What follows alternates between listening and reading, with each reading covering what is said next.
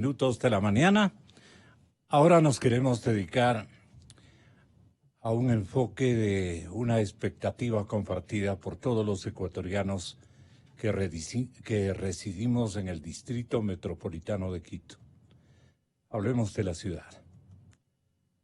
Hablemos de un plan B también para la ciudad capital. Y estábamos revisando precisamente un ensayo de Fermín Vaca Santa Cruz. Él es un arquitecto, quiero entender, es un planificador urbano, me corregirá. Pero en todo caso, hay un tema o hay un plan B, hay un estatuto que considera la elección de cabildos zonales. Esto me parece que es iniciativa más bien de Fernando, el asesor externo con que cuenta el alcalde doctor Yunda. Bueno, Fernando se puso a protagonizar esta compleja y difícil misión, entender al doctor Yunda, combinar con el pensamiento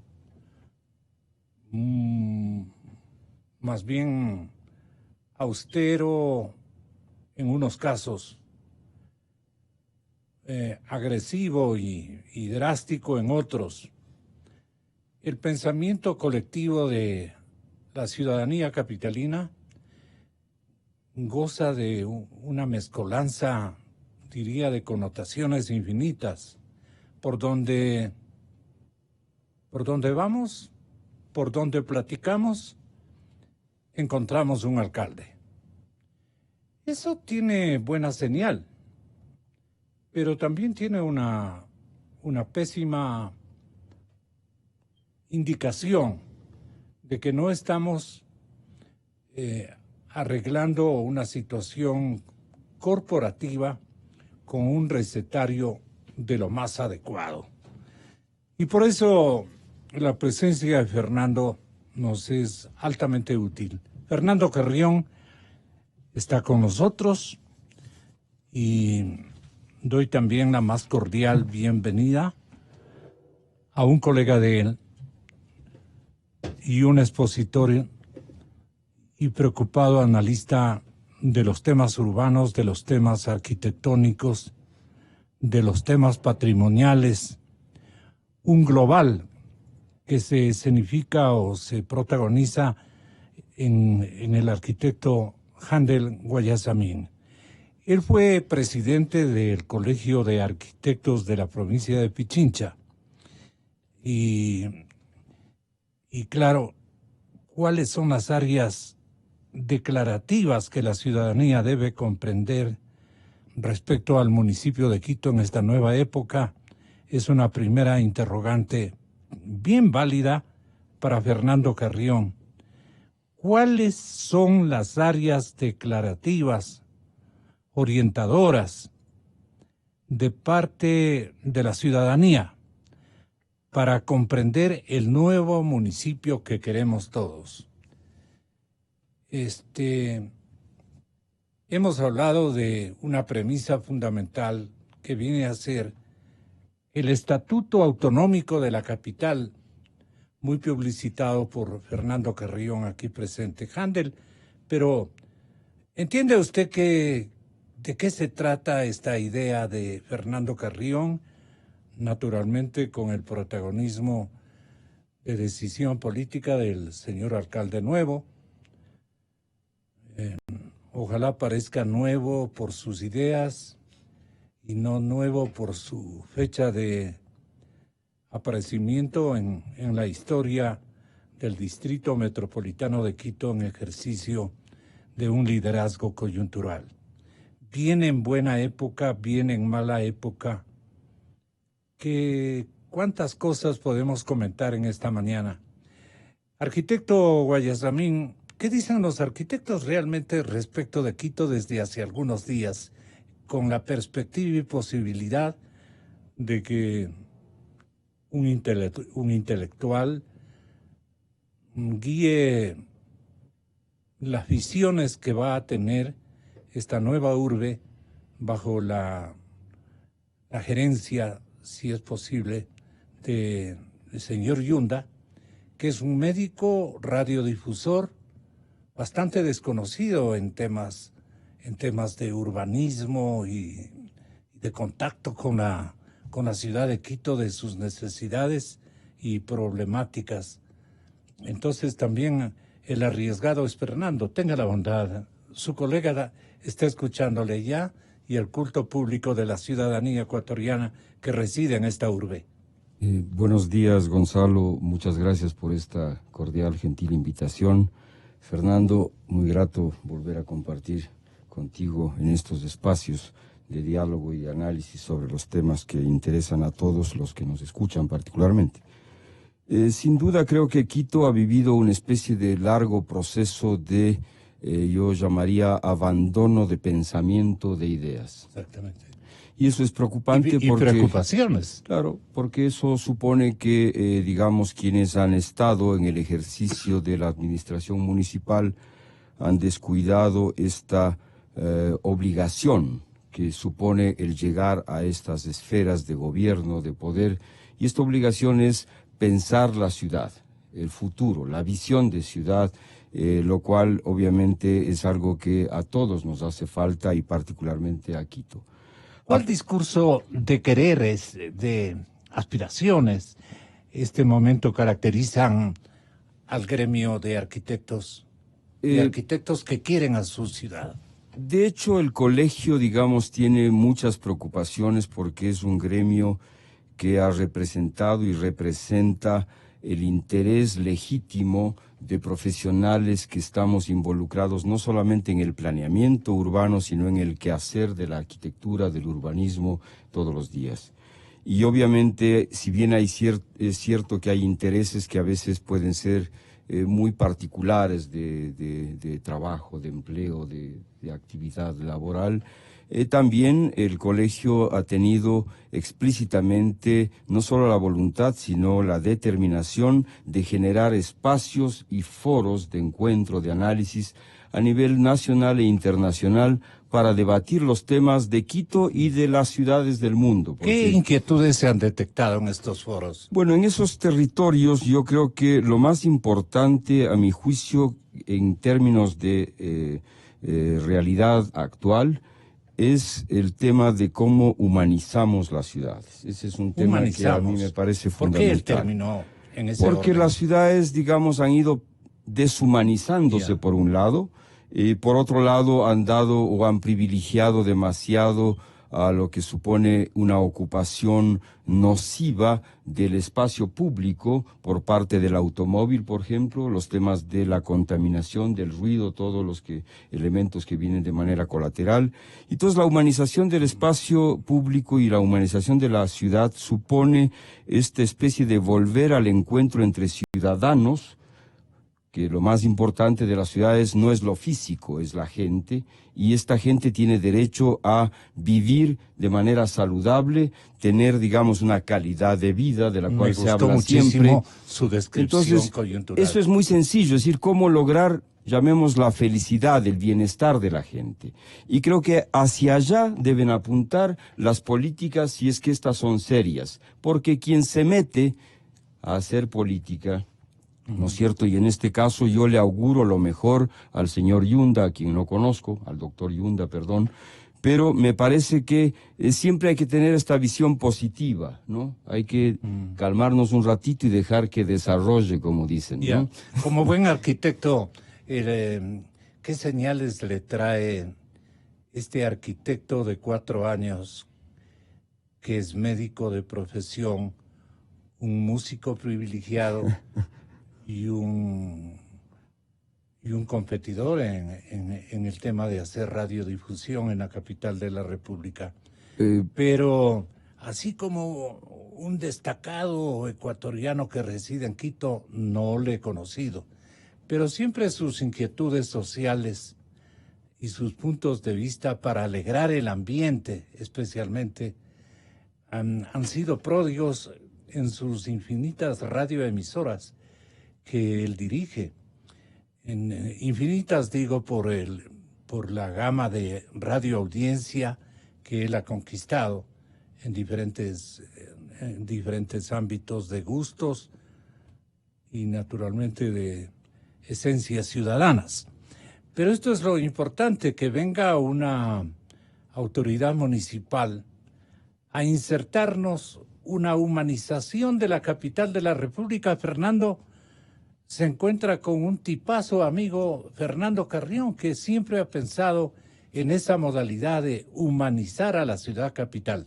Buenos días, Fernando. Buenos días, Gonzalo. Muchísimas gracias por la invitación. Un saludo cordial a toda la audiencia y sin duda a mi amigo desde hace muchísimos años, ya no recuerdo ni cuántos, pero es básicamente desde las aulas universitarias la universidad, que las compartimos. Bien molestoso debes haber sido tú. El Andel más que yo. No, por ahí vamos, por ahí vamos. Bueno, sí, ahora estamos en una función totalmente distinta, en este caso pues ayudando a la ciudad a través de la propuesta que me hizo el alcalde para que pues le diera una mano a él también.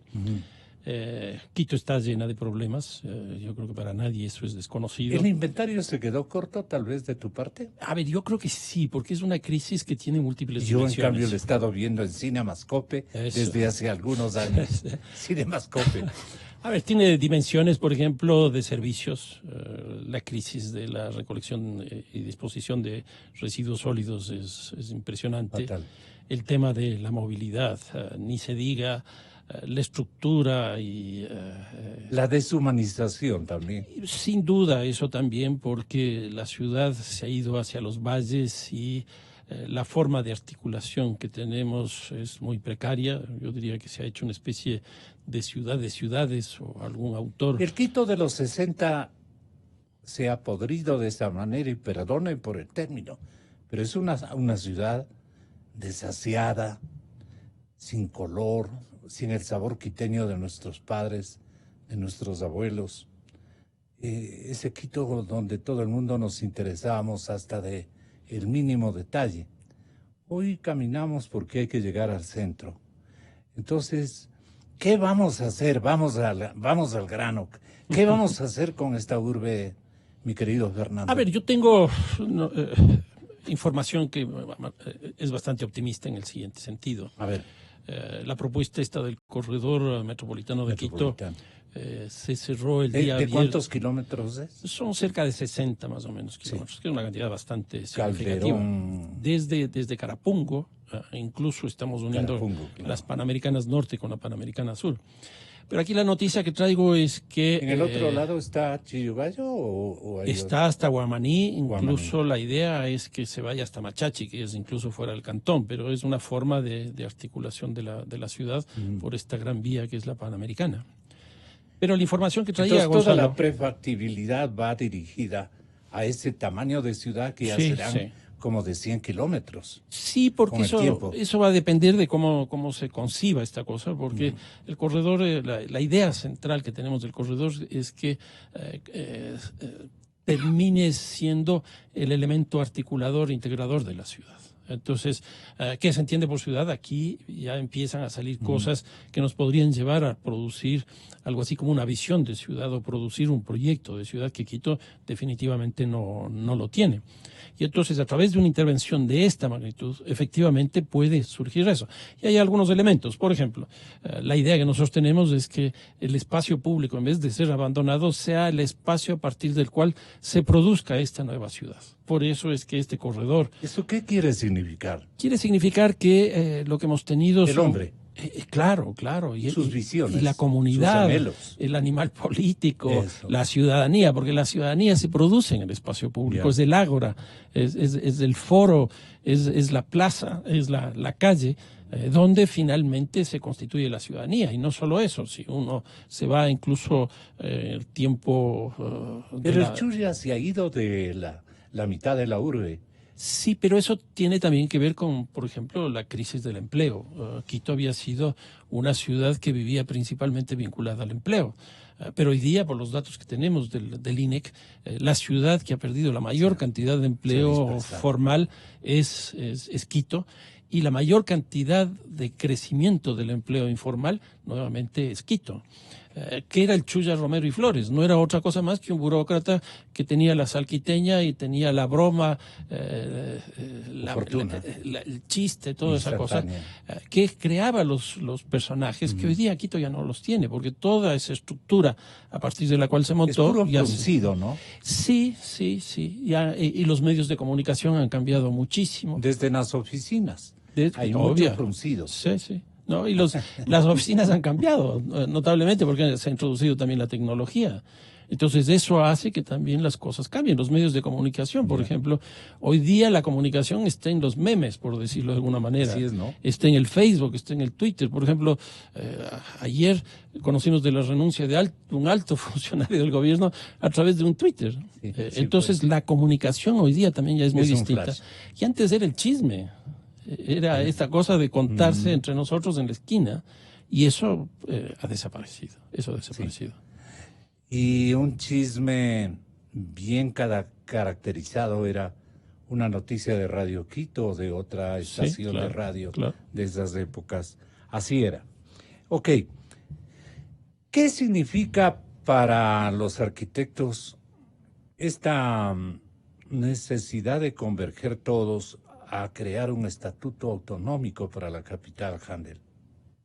A ver, la propuesta que la impulsa Fernando es una propuesta que apunta fundamentalmente a tratar temas de gestión de la ciudad y de administración de la ciudad y definir los roles, digamos, de las instituciones en la relación con el Estado, los roles de las dependencias del Estado respecto de la ciudad, etcétera.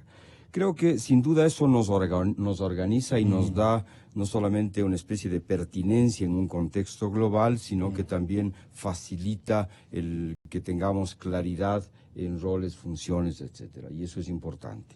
Sin embargo, a mi juicio, y eso puede ser muy personal, porque claro, el colegio, yo ya no estoy en el colegio hace unos años y por lo tanto hablo ahora por mí mismo, la gente, ¿cómo diría?, no come estatuto autonómico. La gente está demandando cosas muy puntuales, muy concretas. Y entonces, claro, me parece que hay que ligar esto que está en esta especie de superestructura con los temas concretos cotidianos que son los que afectan el diario vivir de la población. Las exigencias propiamente dichas de la ciudadanía. Así es. Sin embargo, creo que es importante estas reflexiones en los diversos niveles, porque si no, estamos simplemente resolviendo, apagando incendios y no tenemos una visión de futuro, y eso es importante. Pero están hablando de autonomía. Así es. Y eso supone, obviamente, que tengamos capacidades, y a veces las capacidades se resuelven por la vía de tener presupuesto y tener las facultades de manejar esos presupuestos. Correcto. Entonces, si tú no tienes esas asignaciones claras, esas definiciones, obviamente el territorio es muy complejo y muy difícil. Entonces, creo que en esa línea,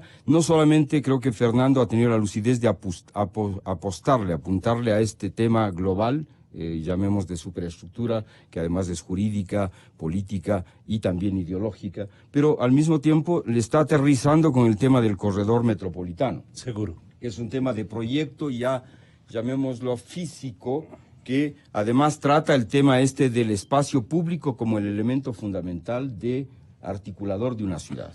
Y eso supone intervenciones que en el concurso que se ha generado, en el cual ya hay una participación importante, vamos a tener propuestas que son de ideas globales y también propuestas que a mi juicio tienen que ir a una fragmentación de ese gran corredor longitudinal, porque hay diversidad entre lo que tiene que formularse dentro de lo que es el potenciamiento de espacio público como eje fundamental, pero es diverso actuar en el sur cerca de la Michelena o actuar cerca de la Carolina. O sea, hay cosas que tienen que tener su propio carácter. Entonces, a lo que voy también es a la necesidad de articular lo local y lo global.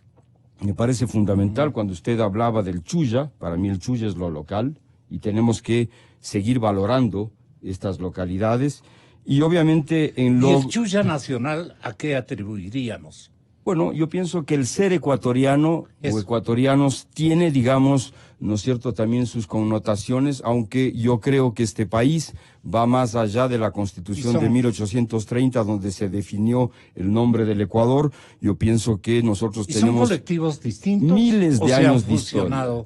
en sus aspiraciones. Yo pienso que lo nacional, o sea, esto de lo local, nacional, tiene identidades propias milenarias. Porque cuando uno ve, si uno hace una visita al Museo del Alabado, uno queda sobrecogido de lo que supone la historia cultural, artística de esta región, de este país, porque, bueno, hablar de país ahí no hay esos límites, pero, y si hablamos de Quito, ciudad milenaria, igualmente creo que tenemos mucho de lo que aquí se concentraría en esto del chulla, de lo local, y lo global, lo del Twitter. Yo prefiero el chisme al Twitter. Todavía estoy en esa dimensión, me encanta el chisme además, y si me reúno con los amigos, a veces con Fernando también es para chismear, y nos encanta chismear, a todos nos encanta chismear, eso no es un tema como peyorativamente se decía que es un tema de mujeres, no, o sea, mujeres y hombres nos encanta chismear. Y creo que en el chisme se cuentan hechos que se convierten en historias, ¿no? Y por eso es que el libro que yo le regalé el otro día se llama Historias que parecen cuentos. Bueno, eso hablaremos alguna otra oportunidad. Pero bueno, de hecho, a lo que voy es que es tan importante, ¿no es cierto?, construir ciudad y al mismo tiempo ciudadanía. Yo pienso que ahí hay dos ejes fundamentales, porque puede que lo físico esté maravilloso, pero si la ciudadanía no existe como empoderamiento de cada persona, sea niño, joven, mujer, indígena, sea de tercera edad, etcétera, en el sentido de disfrutar, de vivir su ciudad. Ahora, Fernando, ¿cuáles son las plataformas del empoderamiento del nuevo ecuatoriano, del nuevo ser que ha venido a poblar la capital de la República, más naturalmente ese anhelo ferviente del hijo de la tierra? Bueno, yo lo que diría es que ese es uno de los grandes cambios que tiene Quito este rato. Hoy día es una especie de crisol de personas que vienen desde distintos lugares. Antes nosotros lo que teníamos era una migración campo-ciudad, pero hoy día a esa migración campo-ciudad se ha incrementado la migración internacional que nosotros no teníamos. Nuestra migración era de expulsión, no de recepción. Y hoy día tenemos migrantes que vienen de Cuba, que vienen de Haití, que vienen de Perú, que vienen de Colombia, que vienen de Venezuela también. Y entonces es una población muy grande que nosotros no la teníamos prevista, y sobre todo la migración venezolana, que son estos últimos 3 años, que llegaron con una fuerza muy grande. Y aquí quizás un par de datos. El otro día le escuchaba al presidente de la República que él planteaba que probablemente el Ecuador hasta fin de año habrá recibido algo así como 500.000 venezolanos, y que eso más o menos le costaría al Ecuador $500 millones de atender. Sí. Pero Gonzalo, no queda ahí la cosa. Estuve viendo datos de remesas. Nosotros generalmente calculamos las remesas que nos llegan, pero no las remesas que se nos van. Calcular las remesas. Y las remesas que se nos van por los venezolanos son 500 millones. En otras palabras, al gobierno le cuestan 500 millones y de la sociedad ecuatoriana se van $500 millones por remesas, lo cual esa migración nos está costando 1.000 millones. Y de los bolsillos de los ciudadanos en términos de ayuda solidaria también deben destinarse una gran cantidad, porque ya se ha hecho una especie de lo que antes decían con sentido no despectivo, ¿no? Se ha hecho vicio, pues, ¿no? Esto de estar sacando moneditas, que al final tú haces una cuantificación semanal y es una inversión solidaria, excelente, de conciencia tranquila, de lo que sea. Pero como que la gente ya comienza a fatigarse de esa contribución. A ver, Gonzalo, por ejemplo, la migración esta que hemos tenido es absolutamente visible, porque como no tenemos capacidad de absorción en el empleo formal, por estas cifras que decía yo hace un rato, está en la calle. Y hoy día una de las grandes demandas que tiene la población quiteña de la sociedad de Quito es el control del comercio callejero. Acabamos de tener una serie de intervenciones que hizo el municipio, por ejemplo, el playón de la Marín, en la zona del Parque La Carolina y en algunas otras vías que están llenas hoy día de comercio ambulante. Y básicamente son productos de estas migraciones. Entonces, sin duda, esto nos está planteando retos distintos, porque la sociedad quiteña ha cambiado sustancialmente. Porque antiguamente lo que teníamos, como decía, era la migración campesina que llegaba a Quito, pero que se localizaba en función de los lugares de sus parientes en la ciudad, que generalmente eran en las periferias. Pero hoy día esta migración, como es una migración no rural, sino es una migración urbana la que viene de Venezuela, porque Venezuela tiene una población urbana que supera el 80%, esa población viene a localizarse en la ciudad y genera los impactos que nosotros estamos teniendo este rato. El Quito venezolano, ¿cómo se entrevera? Es bien complicado. Hay zonas que tiene, por ejemplo, Solanda, incluso ya se habla de Venezolanda. Solanda tiene una presencia muy fuerte de gente que nació en Venezuela. El mercado callejero, como decía, también está muy permeado por eso. Pero también hay cosas interesantes. Por ejemplo, hay una empresa que se ha formado con la gente de Venezuela que está impulsando esta idea del delivery, que es llevar las cosas a domicilio. Sí. Y que tenemos hoy día una cantidad muy grande de personas en motocicletas, sobre todo, que están prestando estos servicios. Entonces yo creo que tiene su lado bueno y su lado complicado, pero de todas maneras, para un país tan pobre como el nuestro, una llegada de 500.000 personas, sin duda, el impacto es muy grande. ¿Hasta dónde puede llegar este mal necesario o que nos llegó? Es un mal porque no podemos decir que en un 100%, sí, por lo menos el 60-70% estropea los planes de desarrollo locales y de establecimiento de límites o de disciplinas o de regulaciones, de procedimientos, de costumbres, de vivencias puramente quiteñas o ecuatorianas, con todos los chagras que venimos acá. Entonces, ahí está, me parece que también, porque son una gama de forasteros a los que no se les entiende, porque es como que fueran a Caracas y fueron guaranteños, riobambeños, quiteños, guayaquileños, hay de todo.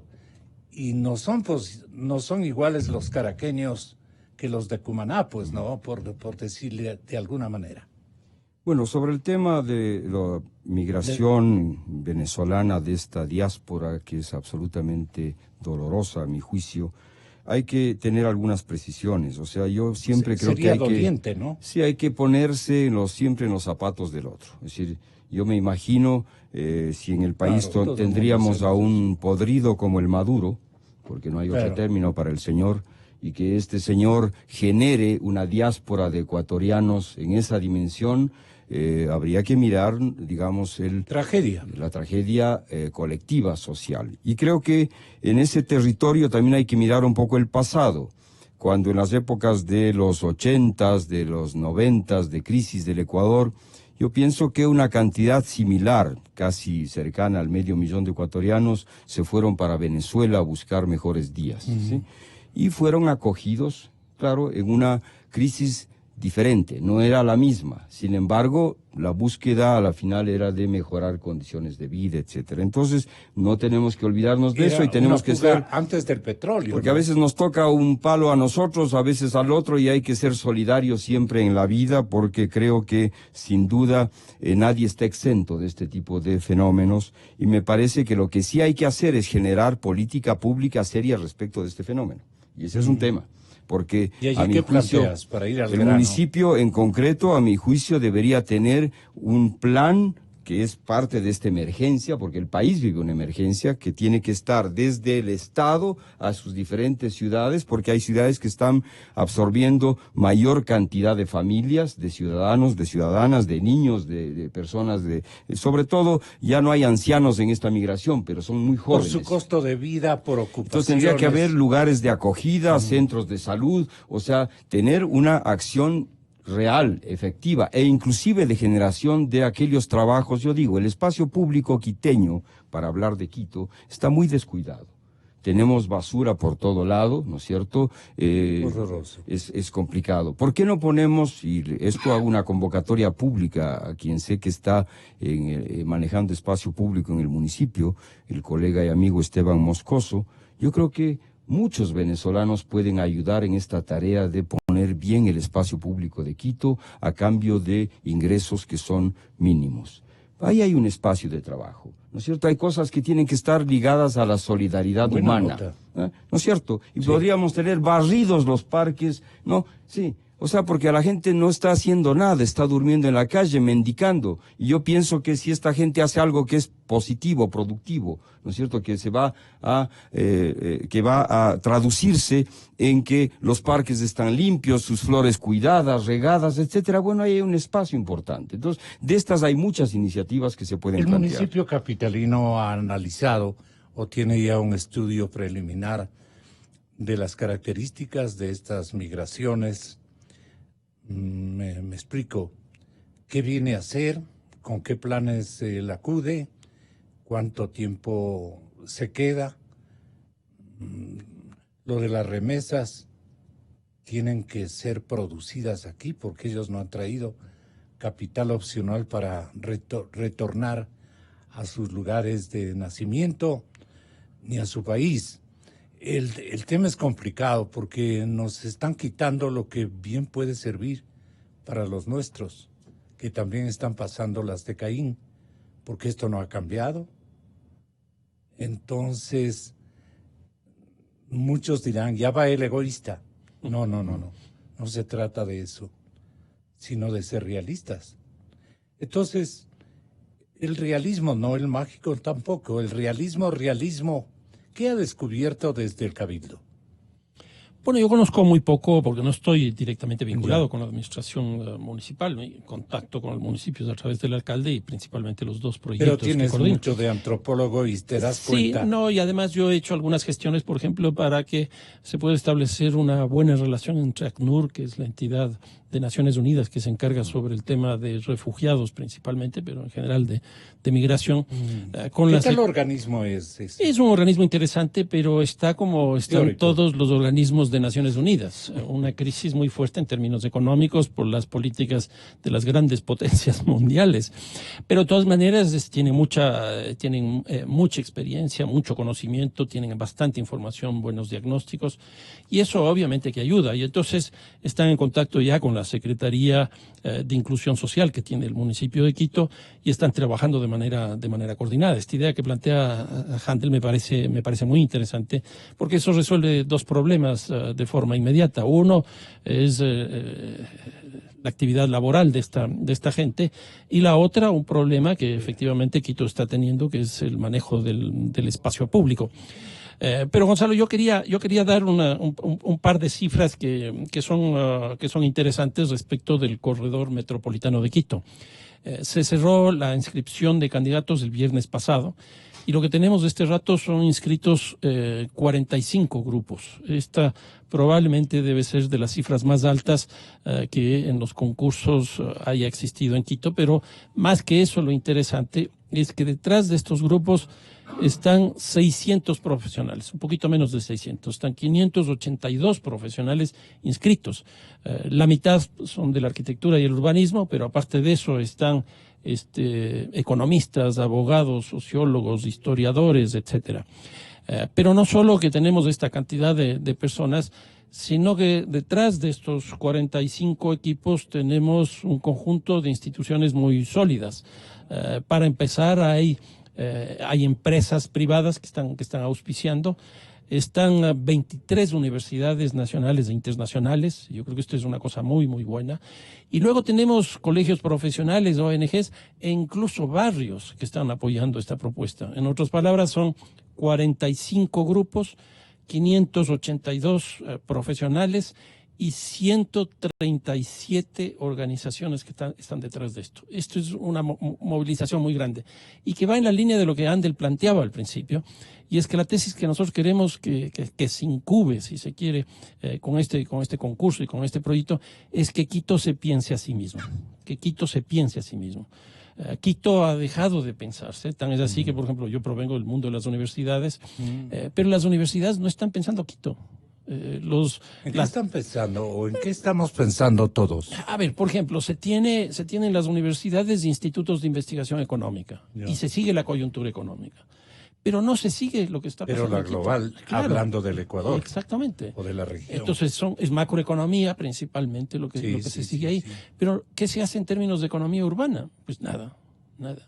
El seguimiento, ningún tipo de reflexión. No. Entonces yo creo que ahí hay un vacío. ¿Y es un vacío académico? Yo creo que es vacío en general que tiene la ciudad respecto de sí misma. Y entonces, Gonzalo, la idea es que dentro de los 45 días que nosotros tenemos para recibir las propuestas de los 45 grupos, vamos a tener una semana donde vamos a exponer todos los proyectos que se presenten y además cada uno de los grupos irán a las universidades, irán a los colegios profesionales, irán a las cámaras, etcétera, para presentar sus proyectos y de esa manera confrontar con los estudiantes, confrontar con los empresarios, confrontar con la ciudadanía quiteña lo que están planteando. Yo creo que va a ser una actividad como nunca se ha hecho en Quito, de un debate permanente de la ciudad en términos de diagnóstico y sobre todo en términos de soluciones. Cada familia o cada gremio es una familia,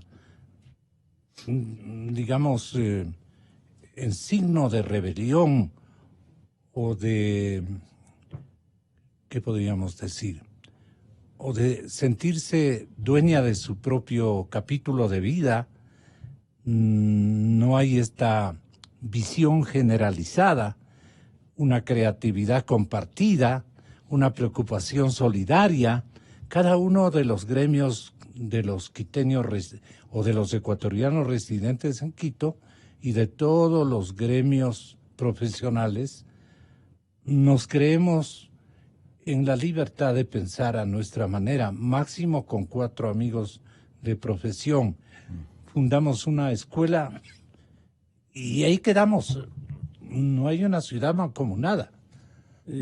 Yo saludo el hecho de que haya existido este nivel de participación tan amplio, pero sobre todo saludo el hecho de que cuando Fernando habla de pensar en Quito, pensar en la ciudad, Sí.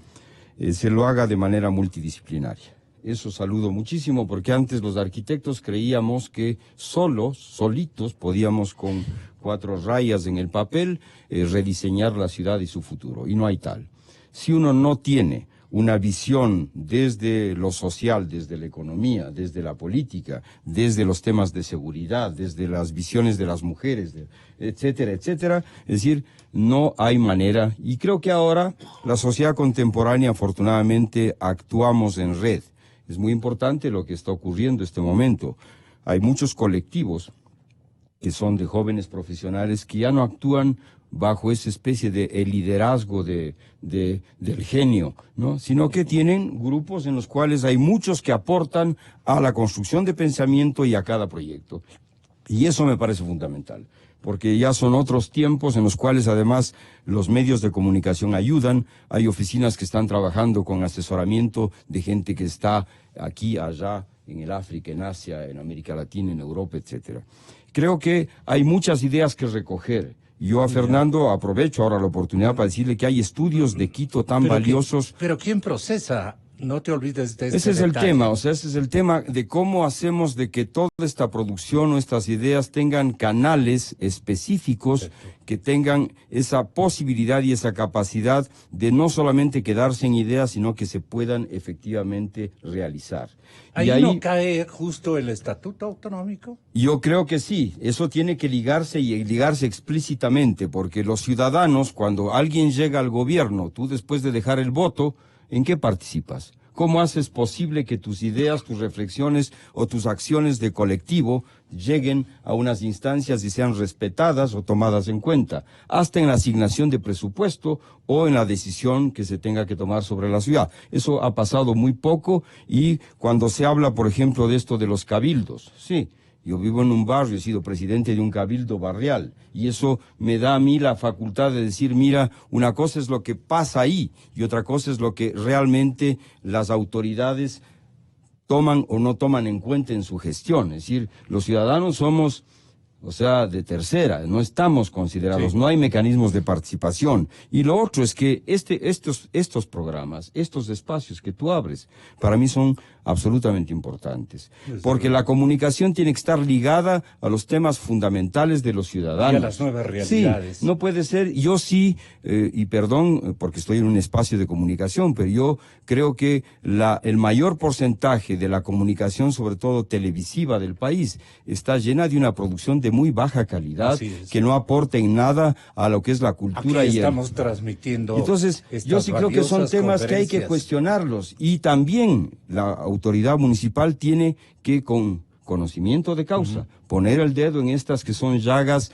o lacras históricas, porque es bochornoso ver un programa de televisión nacional en el cual todavía se agreden los valores más básicos de la persona. Y entonces es una chapucería. Es decir, cuando uno ve la televisión, digamos, alemana, la televisión pública, la Deutsche Welle, uno da cuenta de que tiene un nivel de información, de programación social, cultural, etcétera, que es maravillosa, porque yo creo que ayuda, fomenta no solamente el conocimiento, sino el espíritu de las personas. Y yo creo que en ese sentido, y aquí hablo por esta cosa de que también estamos sentados en tu panel, Fernando es de apellido Carrión. Por lo tanto, tiene un ADN cultural importante. Yo soy guayasamín, tengo un ADN de arte. Seguro. Y el arte y la cultura han sido despreciados históricamente por todos los gobiernos. Y entonces yo sí creo que hay que ponerle mucho esfuerzo a que recuperemos el espacio del arte y la cultura que nos convierte en ciudadanos, que nos empodera como ciudadanos, porque empezamos a pensar, a reflexionar en otra dimensión, no en esta dimensión, yo diría, de esta dimensión mercantil del consumismo, de cuánto vendo, cuánto gano, sino cómo hago de mi vida un espacio que es pequeño, pero un espacio que valoro, porque para mí mi religión es la vida, ¿no? O sea, hay quienes le apuestan a que hay que formarse para matar. Perdónenme, o sea, el cielo estará en no sé dónde. No, aquí está el infierno y el cielo está aquí. O sea, aquí donde estamos. Y por lo tanto hay que apostarle a la vida. Y apostarle a la vida supone, efectivamente, crear espacios donde se cultive el espíritu. Ya. Ubica el infierno de Quito. Bueno, mira, hay varios infiernos en Quito. Yo creo que las familias que todos los días no tienen un ingreso para sobrevivir, viven en un infierno, porque están al límite de hacer cualquier cosa para que ese infierno desaparezca. Entre ellas robar, matar, lo que sea. Entonces, eso es un infierno. Entonces, yo sí creo que hay que ponerse en el zapato de la mayoría de la población. Y creo que este alcalde, que tiene un origen humilde, ahí tiene un valor fundamental. Es la primera vez que Quito tiene como alcalde sensibilidad a una persona de origen realmente popular.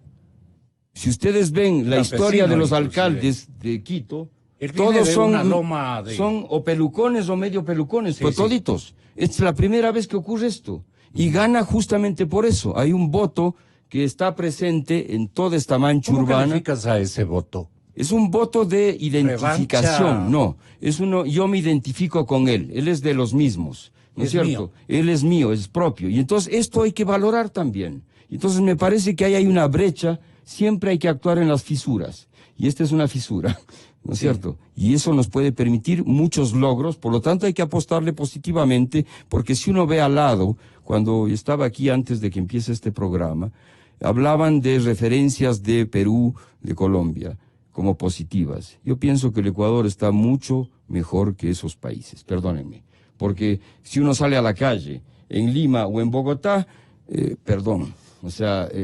Pero no estamos hablando de un alcalde guayasamín, hablando por Osvaldo, que en paz descanse.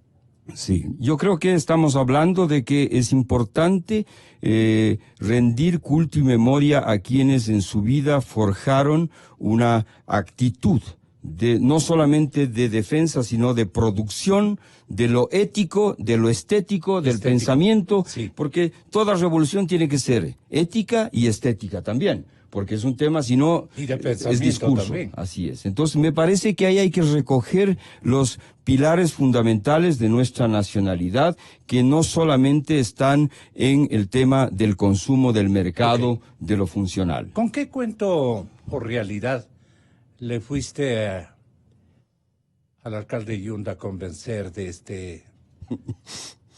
este marco de relaciones, de este proyecto de vida, de esto que para nosotros constituye la razón de ser del nuevo astro capitalino?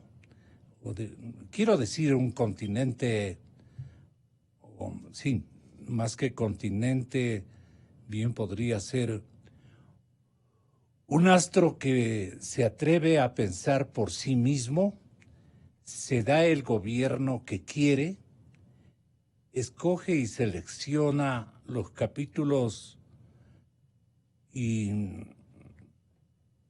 los elementos más importantes que nuclea para poder hacer una urbe totalmente distinta. Porque en eso un poco se distingue esta iniciativa, ¿no? Es una ciudad distinta, una ciudad con otras autoridades, con otras ilusiones, cargada de un montón de reflexiones innovadoras, pero que no se quede solamente en el discurso. Allí, ¿cómo piensas mejorar esa comparecencia tuya a esta coyuntura de asesor, de afuera hacia adentro, de todo un aparataje administrativo bien complejo, mal enseñado, desnutrido, sin recursos, complicadísimo? Sí, complicadísimo. A ver, pero la primera particularidad, especificidad de Pero Quito... tú te metiste a esto. Y sí, de aquí voy a salir, claro. A ver, la primera particularidad y especificidad de Quito es su condición de capital. Eso lo hace una ciudad totalmente distinta al resto. ¿Y por qué?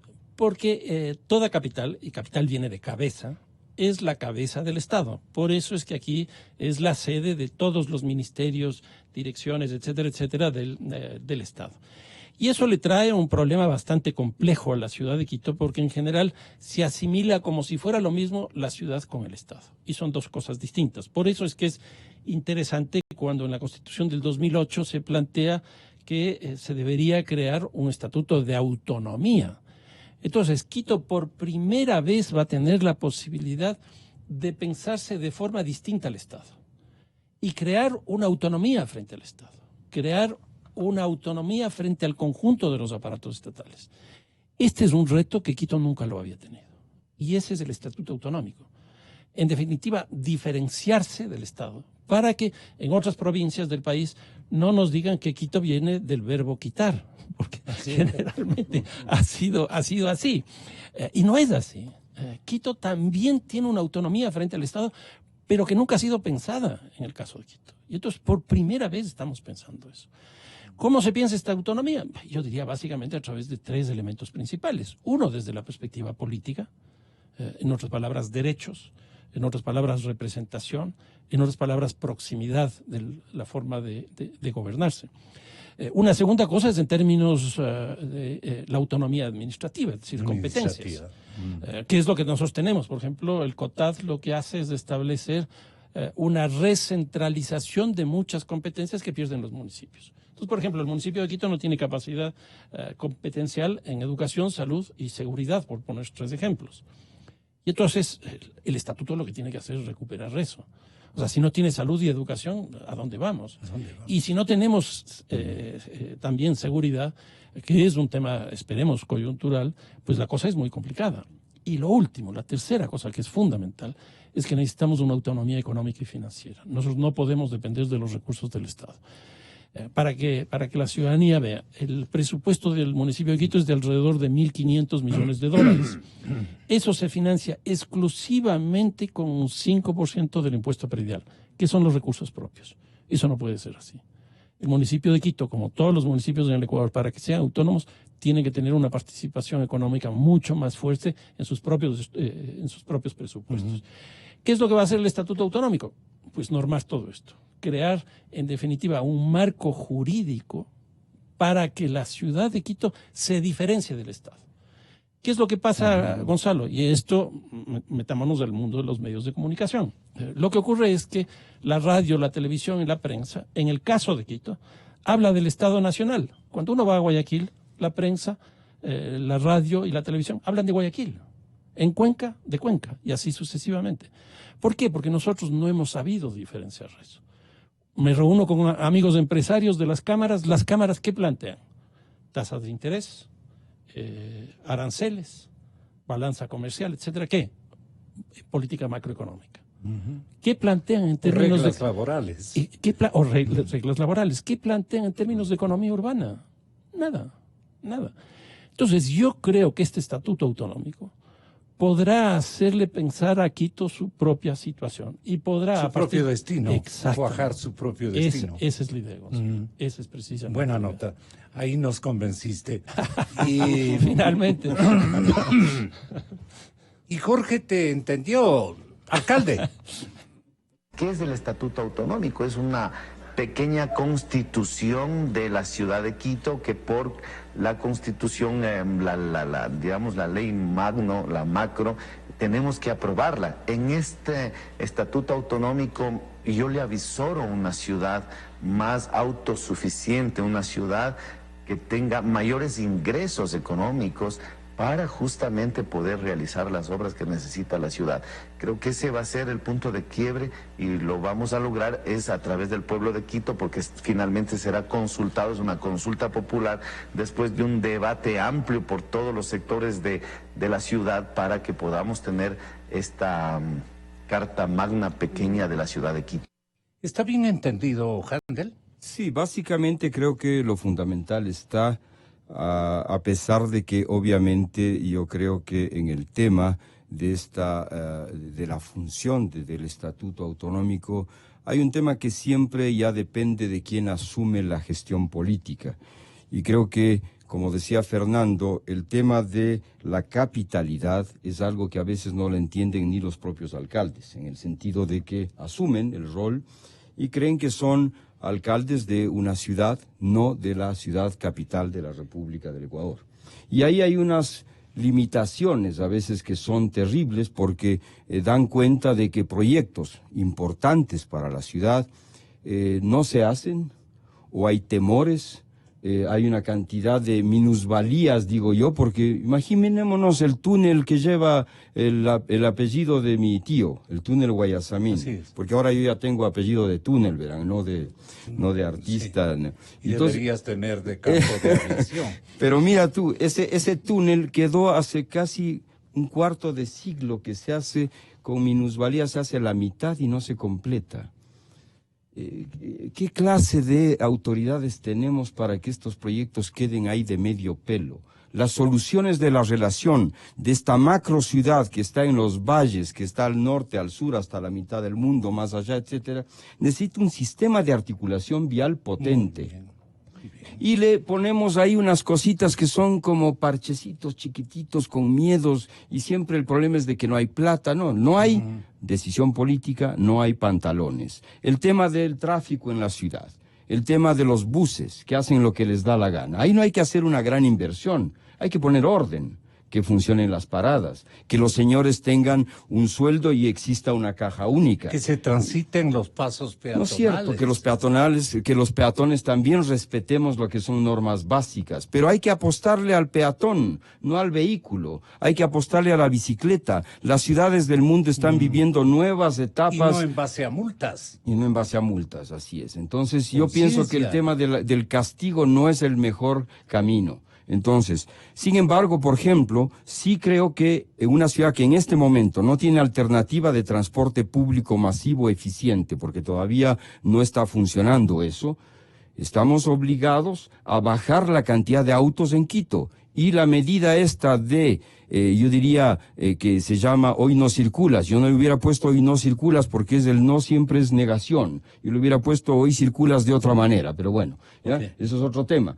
Pero había que sacar, y estamos sacando más de 120,000 vehículos por día en la circulación de la ciudad, lo cual es importante. O sea, si no este lunes que fue ayer, Hubiera colapsado Quito con el inicio de clases y eso. Ya tenemos problemas gravísimos. Sin embargo, creo que es importante ir restringiendo la circulación vehicular, particularmente privada, y potenciando el transporte público masivo y eficiente. Esos son los temas. Entonces, creo que es muy importante, diría yo, tener esta visión de una ciudad en la cual hay cosas que hacer. Es decir, tenemos unos niveles de contaminación brutales en el agua, en el aire, en el suelo. Y entonces, ¿y cuáles son los planes concretos en relación a estos temas? Eso se deriva en políticas. Yo digo, aquí estoy planteando simplemente líneas maestras porque ya en lo concreto eso supone que hay que entrar a trabajar qué pasa con los residuos sólidos. Sí, ¿en qué estado están? ¿Por qué eso no, que es un problema, no se convierte en un recurso? Hay miles de ciudades en el mundo que han hecho de la basura un recurso. Y ahí están funcionando. Mucha gente que vive de eso. Así es. ¿Cuál es el modelo económico, para comenzar por lo fundamental, que conviene y corresponde para una urbe de las dimensiones de Quito o de la ciudad de Guayaquil o de otras ciudades aparentemente secundarias que están florecientes, que se ve su dinámica económica ambas con otros niveles que nos llaman profundamente la atención? Entonces, don Jaime Nebot tenía para el país, o tiene para el país, y me he ocupado de él, parezco nebotcista, no, que tiene para el país una fórmula de arreglo económico o un modelo económico adecuado para el país. Pero el momento en que estamos hablando de un estrechamiento de las jurisdicciones con autonomía, necesitamos también de un modelo para Quito. Sí, Nebot puede ponerle el modelo guayaquileño al país, pero yo creo que de llegar a ser candidato a la presidencia de la República, un alcalde quiteño que triunfe con sus visiones y su praxis administrativa y de adelantos, bien puede pensar en un modelo económico exclusivamente para la ciudad.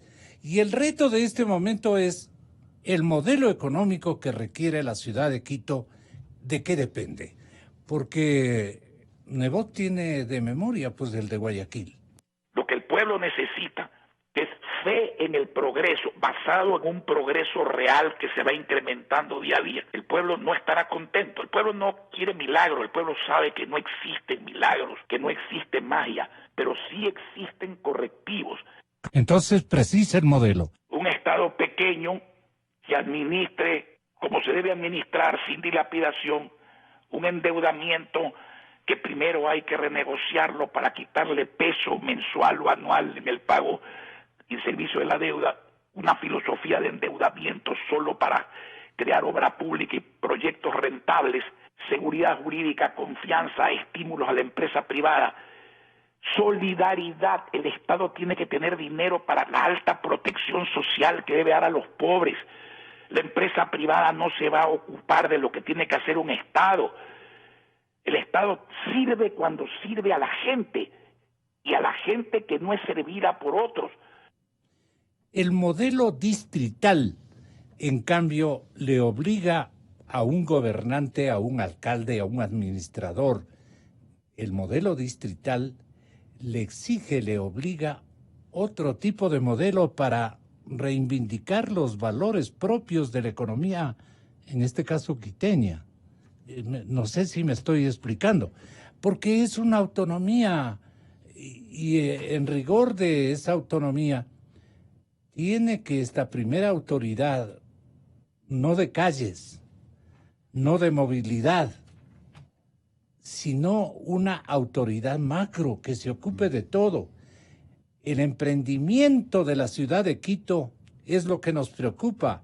Está aislada, está botada y naturalmente no ha sido apoyada en los últimos años, precisamente porque allá ellos dicen, ellos son Distrito Metropolitano de Quito. ¿Ahí cómo piensas vos superar esa situación en términos de asesoría, Fernando? A ver, volviendo a la idea de la crisis que tiene Quito, es tan fuerte que los 3 candidatos a la presidencia de la República que están ya sonando para el 2021, ninguno es de Quito. Además, En otras palabras, está Jaime Nebot, está Guillermo Lasso y está el vicepresidente de la República. Y de Quito no suena nadie. Ahí está un problema clarísimo. La capital de la República.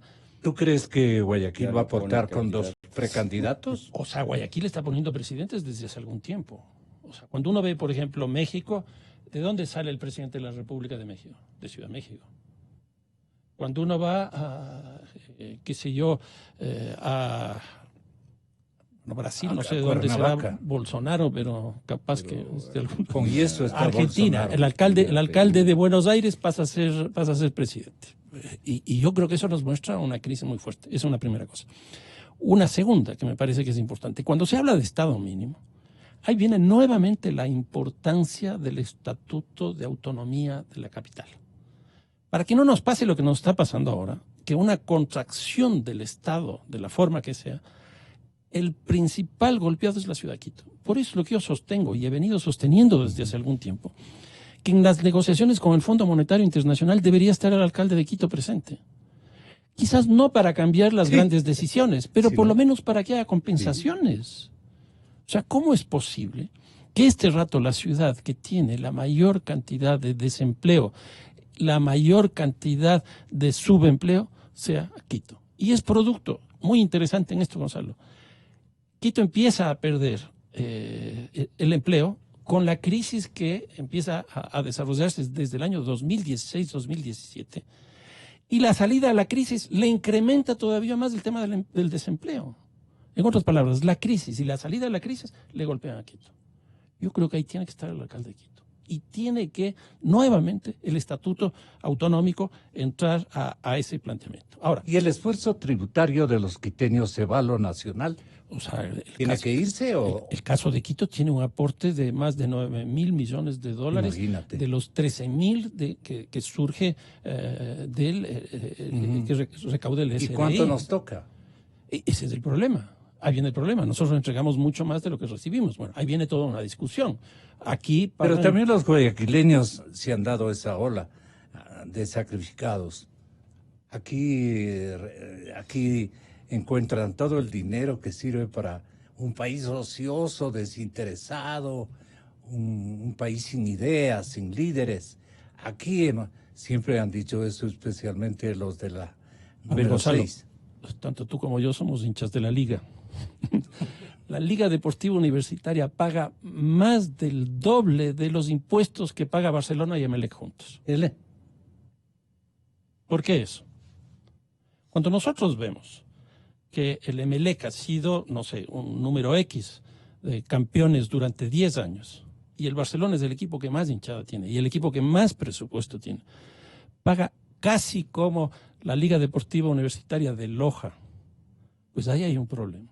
Ahí hay un problema. Y estoy poniendo simplemente un ejemplo. Pero de las ligas de balompié a las estructuras políticas, estructuras empresariales, hay una enorme distancia en Quito y en Guayaquil. Sí, pero me da la impresión que en Guayaquil no se cobran los impuestos y en Quito sí se cobran los impuestos. O sea, a mí me parece que eso es absolutamente claro. Y la tercera cuestión que me parece también, respecto a la pregunta tuya anterior, es que las ciudades en general tienen que vivir un proceso de reconversión muy fuerte. ¿Y cuál es el proceso de reconversión? Ya las ciudades no están vinculadas a la industria. Ya no es el tema industrial el elemento principal. Es lo que hoy día se denomina el terciario superior. Es básicamente toda la economía digital. Cuando uno ve la lista de las personas más ricas del mundo, ya no son los petroleros, ya no son los comerciantes, ya no son los vendedores de armas, sino son básicamente los que están vinculados a la economía digital. Por eso también aquí hay una explicación del por qué estamos trabajando el corredor metropolitano, porque nosotros queremos que ese eje sea la nueva centralidad longitudinal de la ciudad. Y en esa nueva centralidad longitudinal de la ciudad estén localizadas justamente la economía digital. Cuando uno ve Ciudad de México, por ejemplo, Lo que nosotros tenemos es un corredor con un peso económico tan fuerte como Avenida de la Reforma, que va hasta la zona de Santa Fe, que no tiene nada que ver con el centro histórico de Ciudad de México, donde no está la economía más importante de la Ciudad de México. Cuando nosotros vemos, por ejemplo, en Bogotá, Ciudad Salitre tiene mucho más peso que alrededor de la Plaza Bolívar, en la Candelaria, en el centro histórico de Bogotá.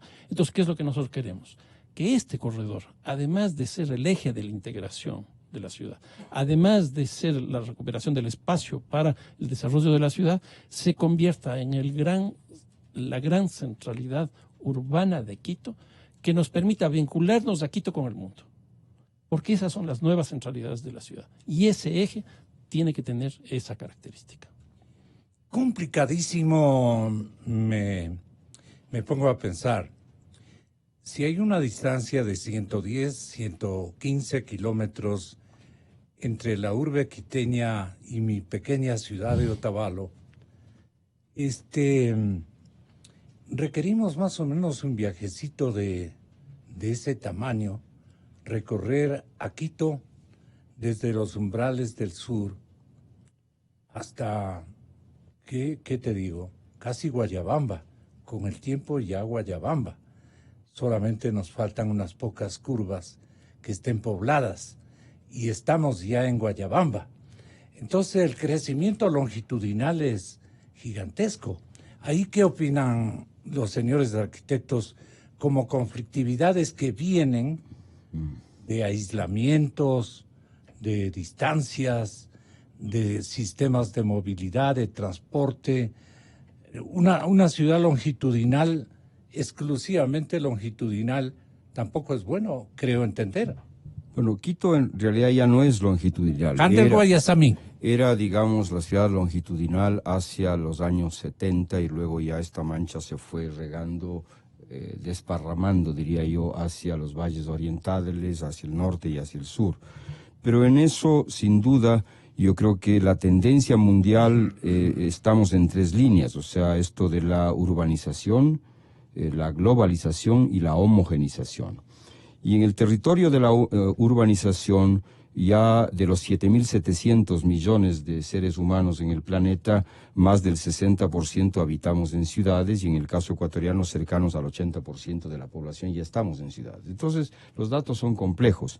En esa línea, como el territorio y la frontera agrícola, yo creo que hay que respetar, porque si no nos vamos a quedar sin tener dónde sembrar para comer, ¿no es cierto? Hay que hacer un proceso importante de densificación que no necesariamente supone tirarle a los rascacielos Manhattan. O sea, uno puede elevar la densidad de la ciudad de 60 habitantes por hectárea que se da en muchas de las zonas del sur, de los valles, etcétera, a 400, una densidad media que es habitable y que efectivamente es manejable. ¿Dónde ubicarías las densidades? Yo pienso que hay no solamente estos corredores, sino también hay nuevas centralidades, en diversos, en el valle hay nuevas centralidades, hacia el sur y hacia el norte hay nuevas centralidades, es decir, yo creo que la Michelén es una nueva centralidad, en Carapungo hay nuevas centralidades también, y esto son territorios... ¿No encarece los proyectos?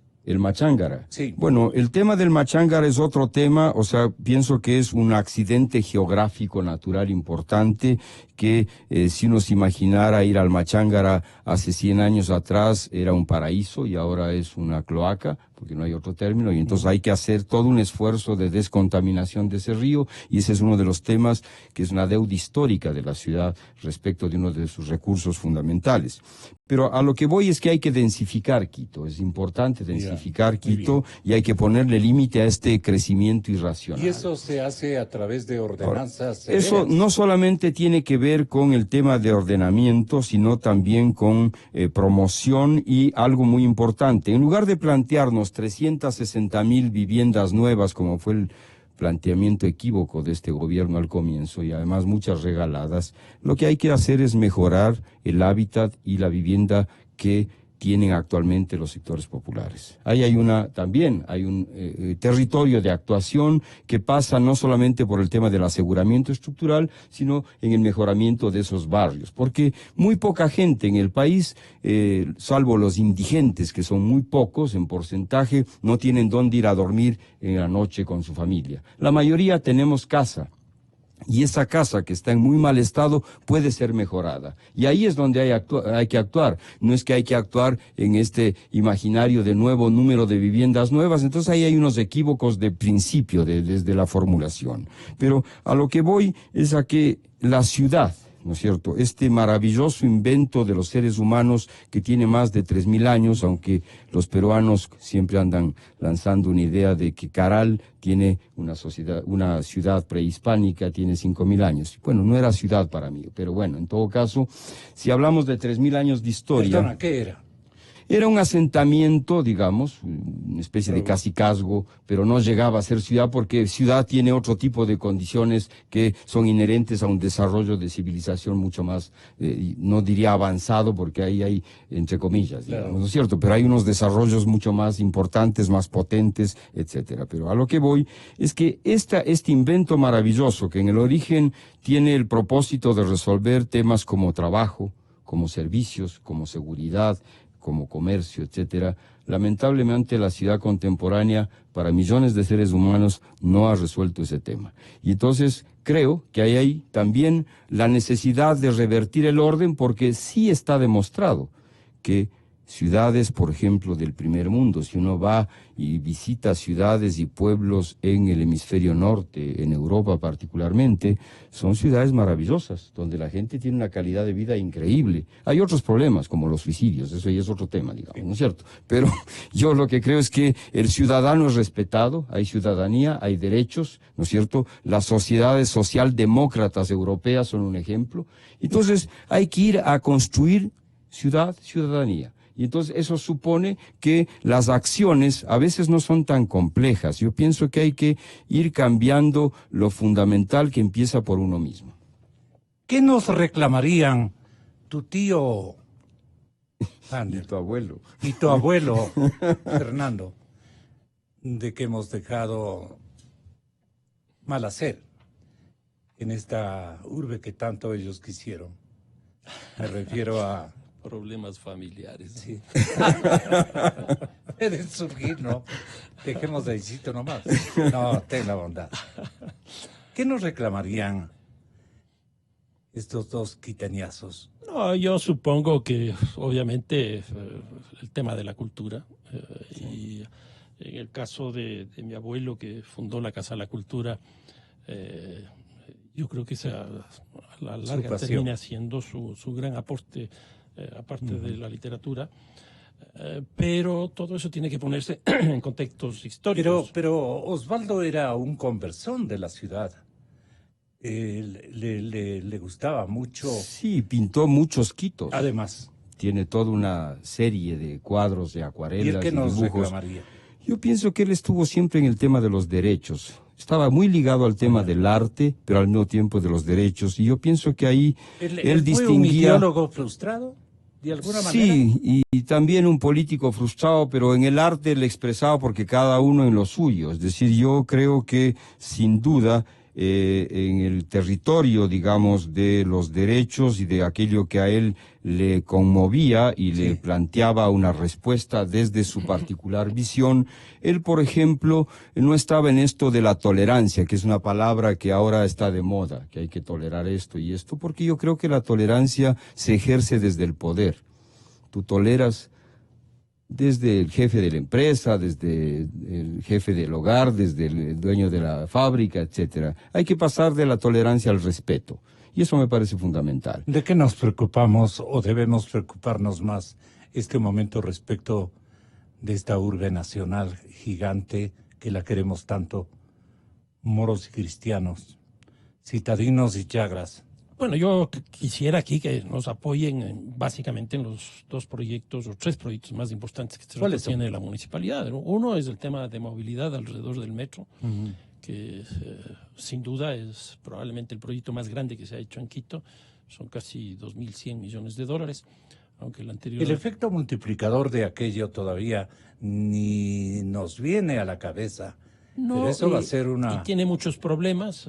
Para empezar, solo va a movilizar al 15% de los pasajes, que es poco. Quito tiene una estructura de pasajes que es bien interesante en este momento. Vamos a perder en la administración del metro. Vamos a ver. Pero la estructura de pasajes es bien interesante, Gonzalo, porque el 62% de los pasajes se hacen en transporte colectivo. Y son un poco menos de 3.000 los buses. El 22% se hace en 600.000 vehículos, casi todos privados.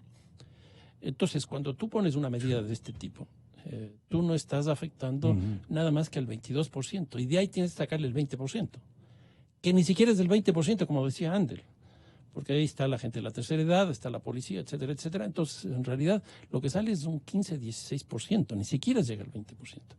Entonces, pero pongamos que ya es el 20%, pero es el 20 del 22%. Entonces, se afecta a una población relativamente minoritaria. Y la tercera forma de movilidad en Quito es la peatonal, que es del 15%. En bicicleta nos llega al 1%, es 0.3%. Es bajísimo, es bajísimo. Entonces, vamos a ver cómo se cambian estas cifras con dos cosas, con esta restricción del día completo que empezamos el día de ayer, y la segunda, qué va a pasar con ese 15% que va a movilizar el metro. Y que habrá que ver si es cierto, porque el 15% son más o menos 400.000 pasajes. De la información que yo tengo, está entre 280 y 300.000 a lo sumo. Y aquí viene también una cosa que le preguntabas a Andel, y es que el hipercentro, que va desde la Mariscal, el centro histórico, la Mariscal Sucre, la Villa Flora, el centro histórico y la Mariscal Sucre, hasta esta zona más o menos, en 10 años ha perdido 170.000 personas. Esas personas se han ido hacia Pichincha, se han ido hacia los valles, se han ido hacia los extremos, etc. Si nosotros generamos una buena política de vivienda en esta zona, no solo que vamos a repoblar esto, sino que vamos a generar mucho más cantidad de viajes para el metro, lo cual nos ayudará a bajar los precios. Y aquí hay una cosa muy interesante, Gonzalo. En Europa este rato, los precios de los metros están en la tarifa 0. ¿Por qué esto? Bueno, es una sociedad mucho más racional y entonces ahí tienen una cosa que se llama el rational choice, que es escoger racionalmente el modo de transporte que tú quieres. Entonces, si el metro te ponen a 0, tú dejas el auto. ¿Y cuál es el razonamiento también que está atrás de eso? No solo que escoges el metro y dejas el auto en casa, sino que al dejar el auto en casa ya no hay una demanda por más autopistas, ya no hay demanda por más túneles, ya no hay demandas por más pasos de desnivel que tienen costos altísimos. En segundo lugar, ya no hay demanda, ya no hay la contaminación, que también es carísima. Y en tercer lugar, ya no hay tanto tráfico, que también es carísima. Lo que ocurre es que nosotros pensamos las ciudades de forma absolutamente segmentada. Entonces le pensamos al metro como si fuera una unidad absolutamente cerrada y no la pensamos en la relación con la producción de la ciudad. Lo mismo pasa con los aeropuertos. Por ejemplo, en Europa, que es donde empezó esta cosa de los vuelos de bajo costo, de low cost, ¿cómo surgió esto? Principalmente porque fueron en los aeropuertos que manejaban los municipios. Entonces los municipios deciden eliminar las tasas para que los costos de los pasajes sean mucho más baratos. Y en esa perspectiva, ese turista que llega a esa ciudad, en vez de pagar tasa, pague en el consumo de hotel, pague en el consumo de comida, pague en el consumo de ropa, etcétera, etcétera. Con lo cual, la ciudad sale ganando. Pero ¿qué es lo que ocurre con esta onda que nosotros hemos tenido en general en el país y en América Latina? Los aeropuertos son privados, los metros son privados, las infraestructuras son privadas, y eso hace que se entienda cada uno de ellos enclaustrado en sí mismo. Y eso yo creo que no es nada bueno. Y lo que estamos viviendo ahorita en Quito me parece que es parte de esa lógica. ¿Quieres un final, Handel? Bueno, solo para decir que en relación al metro y a esa necesidad de que cada vez más usuarios lo utilicen para que sea rentable inclusive, yo había enviado una propuesta al alcalde, que ojalá la lea algún día, que es caracterizar las estaciones del metro y volver a esta infraestructura de transporte público en una infraestructura cultural. Es decir, Si la parada de San Francisco se convierte en la parada de la escuela quiteña, o si la parada de la Carolina se convierte en la parada de la biodiversidad, yo te aseguro que al igual que en algunos metros del mundo maravillosos, va a haber más gente usando, no solamente para que le lleve de un punto a otro, sino porque va a ser un destino turístico también el poder llegar a esas estaciones. Y todavía estamos a tiempo. Las profundidades de nuestra plaza de San Francisco Que se conviertan en espacios de la cultura y del arte. Así es. Entonces me parece que eso alguna vez con Fernando, en la época de Rodrigo Paz, donde también compartimos, hicimos una visita bajo lo que son los cimientos del centro histórico, en las alcantarillas del centro histórico, los cimientos de la catedral. Se citaban los curas y las monjas. Entonces resulta que Ahí nos citamos nosotros también. son espacios maravillosos, espacios increíbles, catacumbas, espacios que podrían ser recuperados como parte de este destino, no solamente usar el metro, como digo, como una línea de transporte. Hay un túnel que le han aperturado, ¿no? ¿Recomendable? No, la verdad es que no conozco. Pero esto que dice Andel es cierto. Tuvimos la oportunidad hace 30 años de meternos por esos lugares. Sí, yo también estuve. Y descubrimos una maravilla, pero una maravilla. Y eso está ahí, taponado, nadie lo conoce. Entonces yo sí creo que hay que tener esa sensibilidad otra vez, ¿no? Para topar los aspectos que tienen que ver con la identidad, con la historia, con la cultura, con el arte, porque eso sí nos va a potenciar como sociedad, como civilización, como país, como ciudad. La bandera eclesiástica de los que me educaron en una partecita de mi adolescencia, los franciscanos. Ahí tienen un tesoro, ¿no? Sí, un tesoro vecino. Bueno, aplausos para mis invitados, si son tan amables. Muchas gracias. Hasta mañana. Inicio de espacio promocional y publicitario. Tu Mastercard